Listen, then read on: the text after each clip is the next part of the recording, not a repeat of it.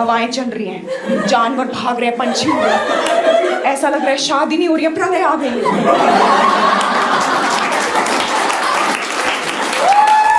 मैं पहले ही अपनी गुस्ताखी के लिए माफ़ी मांगना चाहूँगी, क्योंकि मेरे 5वें फेल जोक्स तो इनके पंचेस और कॉमिक टाइमिंग को कभी मैच नहीं कर पाएंगे। जी हाँ, हम बात कर रहे हैं उस स्टैंड अप कॉमेडियन के बारे में जो यूपी के मुजफ्फरनगर से बिलोंग करती है, और आप भी जानते ही हैं कि दैनिक जागरण भी इसी यूपी के मिट्टी से है। जी हाँ, हम बात कर रहे हैं रूपाली त्यागी के बारे में। छोटा मुंह और बड़ी बात, आइए इन्हीं से जानते हैं इनके बारे में। तो रूपाली, अपने बारे में कुछ बताइए। Thank you so much Charu for that wonderful introduction, और आपने काफ़ी कुछ बोल ही दिया है।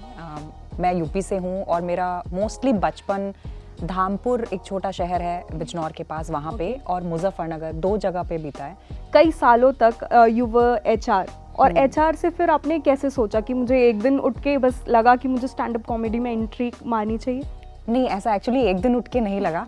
बहुत केयरफुल प्लानिंग के बाद मैंने ये डिसीजन लिया, क्योंकि ऑफ कोर्स हम जहाँ से आते हैं इतनी मेहनत लगती है करियर बनाने में, तो वो करियर बनाने में भी काफ़ी मेहनत लगी थी। तो मैंने एक्चुअली, मुझे बचपन से लगता था कि मुझे स्टेज पे ही कुछ करना है, बट फिर पढ़ाई में, प्लेसमेंट्स में, जॉब में वो सब छूट गया, कुछ फिगर आउट नहीं कर पाई। फिर उसके बाद शादी हो गई।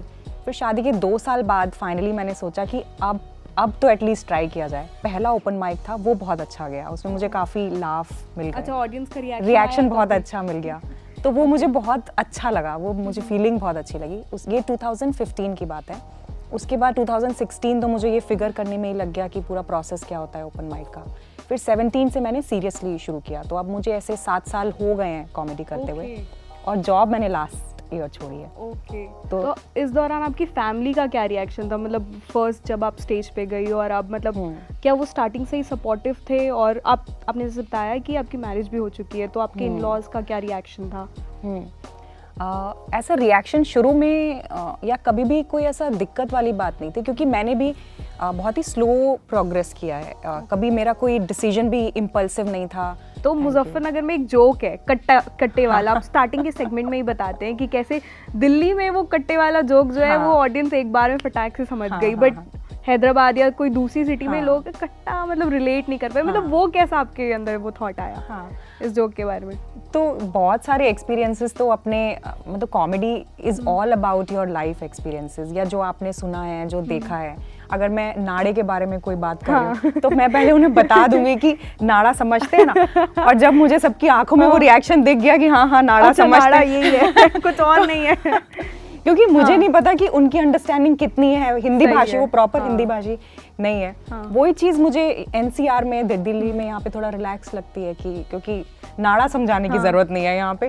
सही बात है, नाड़ा समझाने की यहाँ पे बात नहीं है। बट मुजफ्फरनगर के लोगों की आप फेवरेट हो चुकी। मतलब मैं आपकी वीडियोस को स्क्रॉल भी कर रही थी, कमेंट्स भी देख रही थी। मुजफ्फरनगर वाले दे वर लाइक कि अच्छा ये रूपाली त्यागी हमारे गाँव से, हमारे स्कूल से है। तो हाउ डू यू फील, मतलब आप कैसे लेते हैं रिएक्शन? ये तो अच्छा ही लगता है, कोई भी जब ये रिएक्शन दे रहा है कि वो अपनापन समझ के ये बात कह रहे हैं कि अच्छा ये उन्हें अच्छा लगा, इसीलिए वो अपने आप को और मुझे आपस में जोड़ रहे हैं।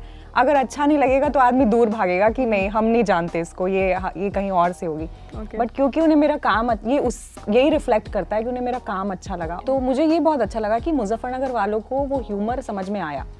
मुझे ये पहले, जैसे मैंने जब प्रेगनेंसी वाली वीडियो निकाली थी, तब मेरे मन में ये डर था कि पता नहीं लोग, ये थोड़ी बोल्ड है, लोगों को ऐसा ना लगे कि अरे मदरहुड के बारे में ऐसी बातें कर रही है, जोक कर रही है, और लोग डिमीन। क्योंकि आजकल ऑफेंस बहुत लेते हैं लोग, जहाँ नहीं भी लेना चाहिए वहाँ ले लेते हैं, तो वो तो हम एक्सपेक्ट, थोड़ी हेटरे तो हम एक्सपेक्ट करते ही हैं। उस वीडियो में आपने 2 कैरेक्टर्स का जिक्र किया है, ठीक है, जो मेरे पर्सनल फेवरेट्स हैं, जैसे कि वो लाली की चाची, ठीक है, जो गागरे के अंदर घुस जाती है, या फिर वो सोनू फोटोग्राफी वाले। तो उनको आपने कैरेक्टर कैसे बिल्ड किया? बहुत ही इंटरेस्टिंग कैरेक्टर है दोनों। हाँ, तो दोनों ही, मतलब कोई भी जोक में एक ग्रेन ऑफ ट्रुथ तो होता ही है, जिसको फिर हम कॉमिक्स थोड़ा अतिशोक्ति कर देते हैं, एग्जैजरेट कर देते हैं। बट दोनों ही कैरेक्टर में तो चाची डेफिनेटली है, वो कैरेक्टर है, और वो मोमेंट मैंने जिया है जब मैंने देखा है कि वो घुसी है, मतलब फिर मैंने वो मोमेंट को रुक के इमेजिन किया कि और क्या क्या इसको, उस मोमेंट को ही बिल्ड किया। ट्रुथ है, मतलब ये सच है कि चाची सच में लहंगे के अंदर गई थी। हाँ, मैं लहंगे में नहीं कहीं और गई थी लेकिन अब मैं उतना उस डिटेल में ना जाके, तो वो मोमेंट मुझे याद रहा कि वो बहुत फनी मोमेंट था।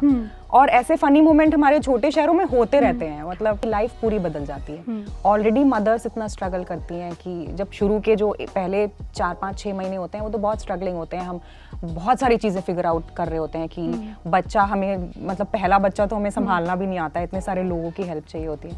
उसके बीच में मेरी बेटी के मैंने डिलीवरी तक परफॉर्म किया था। डिलीवरी से 3 दिन पहले तक परफॉर्म किया था और डिलीवरी के 40 दिन बाद मैंने वापस स्टेज ज्वाइन कर लिया था। अच्छा। तो फिर उसके बाद हर एक महीने में स्ट्रगल थोड़ी अलग हो जाती है। जैसे जैसे आपका बच्चा अलग माइलस्टोन रीच कर रहा है वैसे वैसे आपकी प्लानिंग अलग हो जाती है। अभी वो ब्रेस्ट फीड कर रहा है तो आपको उस हिसाब से उतना ही देर के लिए आप दूर रह सकते हो। आपके उसमें जोक भी था ये, आप ट्रांजिशंस बताते थे, किडनी बीन से ये बना एंड देन कहीं वाटरमेलन ना बन जाए। हाँ।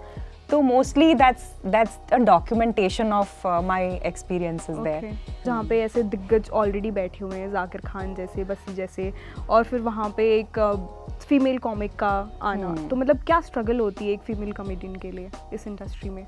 फीमेल कॉमिक्स के साथ स्ट्रगल हैं, वो भी हम बात करेंगे, लेकिन मेरिट बेस्ड यूँ है कि अगर आप आपका जोक अच्छा है और उस जोक में आपको लाफ्टर मिल रहा है तो इसको फिर कोई डिनाई ही नहीं कर सकता है।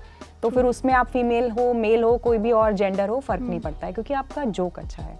तो मैं सिर्फ ये कोशिश करती हूँ कि मैं अपने जोक्स पे फोकस करूँ, जो एक्सटर्नल नॉइज है उस पे ना फोकस करूँ। आपके जोक्स पे ना हंस के किसी और के जोक्स पे हंसेंगे, ऐसा कुछ लगता है आपको अभी भी है? मतलब ये फीमेल के जोक्स को सीरियसली नहीं लेते लोग। ये मैंने देखा है कि कई बार अगर जोक अच्छा नहीं है तो वो उसको आप जेंडर से क्यों, आप बोल सकते हो कि जोक अच्छा नहीं है, लेकिन वो हमेशा एक जेंडर से वो कर देते हैं कि इसलिए अच्छा नहीं है क्योंकि आप फीमेल हैं। तो I can take that feedback ना कि अगर आपको जोक अच्छा नहीं लगा, लेकिन कई बार मुझे 100% पता है कि मेरा जोक बहुत अच्छा है, ऑनलाइन पे उसको बहुत प्यार मिल रहा है, वो वायरल जा रहा है, कमेंट्स बहुत अच्छे हैं, फिर भी एक जत्था ऐसा आ जाता है जो आके कहता है कि आप किचन में जाओ, आपको जोक ही नहीं करना चाहिए। अभी एट प्रेजेंट आपके कौन फेवरेट है, अगर फीमेल कॉमिक की बात करें या मेल कॉमिक की? मैं एज अ कॉमिक की बात करूंगी, क्योंकि जब मैं बोल रही हूँ कि जेंडर का मतलब ही नहीं है तो उसको हम डिवाइड ही नहीं करेंगे। तो मुझे इंडिया में काफ़ी सारे कॉमिक्स पसंद हैं। मुझे कनन गिल बहुत पसंद है। अनिर्बान दास गुप्ता की राइटिंग मुझे बहुत पसंद है। राहुल सुब्रमण्यम बहुत, उनका क्राउड वर्क और जस्ट उनका ह्यूमर बहुत पसंद है। और भी काफ़ी सारे लोग हैं जिनकी राइटिंग मुझे बहुत पसंद है। क्या आपके दिमाग में ये था कि इतने नंबर्स आएंगे, और एक नंबर जब इतना ज़्यादा प्रेगनेंसी वीडियो इतना हिट गया तो आपको ये भी एक्सपेक्टेशंस होंगी कि सेकेंड वाला वीडियो भी इतना ही हिट जाए? ये तो मैं नहीं कह सकती कि नंबर मैटर नहीं करते हैं। ऑब्वियसली जितने ज़्यादा लोगों के पास आपका काम पहुंचेगा उतना ही अच्छा है, क्योंकि अल्टीमेटली आप चाहते हो कि लोग आपके लाइव शोज तक पहुंचे। वो तभी हो सकता है जब मेरी वीडियो उन तक पहुंचेगी। रूपाली, हम अभी भी देखते हैं कि कई कॉमेडियंस जो हैं वो बॉडी शेमिंग करते हैं, मतलब किसी के रंग के बारे में या मोटापे के बारे में बोलते हैं, बट आपकी मैंने कॉमेडी देखी वो क्लीन रहती है। तो मतलब आपको लगता नहीं है कि अभी भी क्यों चल रहा है ऐसा कॉमेडी? ये तो मैं अग्री करती हूँ चारू कि कुछ लोग करते हैं ऐसा, और ये होता है और ये गलत भी है, आई अग्री। बट एक चीज़ हमें ये भी समझनी पड़ेगी कि लोग अलग अलग कॉन्टेक्स्ट से आते हैं। और कॉमिक्स भी और ऑडियंस भी साथ साथ इवॉल्व हो रहे हैं। अब मैंने 5 साल पहले जिस तरीके के जोक मान लो मैं करती थी, शायद मुझे 1 साल बाद समझ में आया कि ये नहीं करना है, या अभी भी कुछ चीज़ें जो हमें लगता है सही है, हो सकता है वो हमें 10 साल बाद दिखें कि ये भी गलत था। तो हम धीरे धीरे ही एज अ सोसाइटी इवॉल्व कर रहे हैं, तो वो थोड़ा थोड़ा ऐसे मोमेंटम तो चलता ही रहेगा। जैसे मेरी नानी है, वो 90 इयर्स की हैं, वो तो खुलेआम बॉडी शेम करती है तो उनको वो फनी भी लगता होगा। उनको वो फनी लग रहा है। अब उनको ये समझा पाना कि ये उनको बॉडी शेम को कॉन्सेप्ट बताना ही इस उम्र में कि अब उनको क्या समझाएंगे, ठीक है आप रहिए अपने जो भी आइडियाज हैं उनके साथ। बट हाँ, ये तो एक अलग लेवल हो गया 90 ईयर्स ओल्ड। बट सिमिलरली मुझे लगता है कि कॉमिक्स भी इवॉल्व कर रहे हैं, और अगर कोई ऐसा कर रहा है तो शायद उसकी ऑडियंस भी मिल रही है जो उस बॉडी शेमिंग को एंजॉय कर रही है। तो जैसे जैसे ऑडियंस भी इवॉल्व होगी और वो आइडियाज को नकार देंगी और एंजॉय करना बंद कर देंगे, वैसे वैसे जो चीज़ बिकती रहेगी वो बनती भी रहेगी। So Rupali, before we wrap this up, एक छोटा सा हम रैपिड फायर खेलते हैं आपके साथ। मैं कुछ भी आपको पूछूंगी, आप जो आपके मन में है वो बता दीजिएगा। स्टार्टिंग फ्रॉम दिल्ली या यूपी? अब तो दिल्ली। ओके, लाली की चाची या सोनू भैया? लाली की चाची। Underrated comic? Anirban Dasgupta. Okay, He's very famous, but I still feel like he deserves like a lot more audience. Best comic? Best तो मुश्किल है क्योंकि बहुत सारे कॉमिक्स मुझे पसंद है, तो अलग अलग comics. Okay, best thing about you? Best thing about me? Yes. तो फिर मेरा जो मैं, ये तो टफ हो गया। हाँ हाँ, फिर मैं हम्बल कैसे दिखूंगी आपके चैनल पे? True. Crowd work? I still have to learn to do it. Not my Okay. favorite. Reels? हाँ, रील्स पे तो reels is the game now. Okay, TV या YouTube? YouTube. Okay, Kapil Sharma? I like him. Zakir Khan? I love him. So ये थी हमारे साथ रूपाली त्यागी। आपके साथ बात करके हमें बहुत अच्छा लगा। Thank you for joining us Rupali. Thank you so much, Charu, for inviting me. Thank you.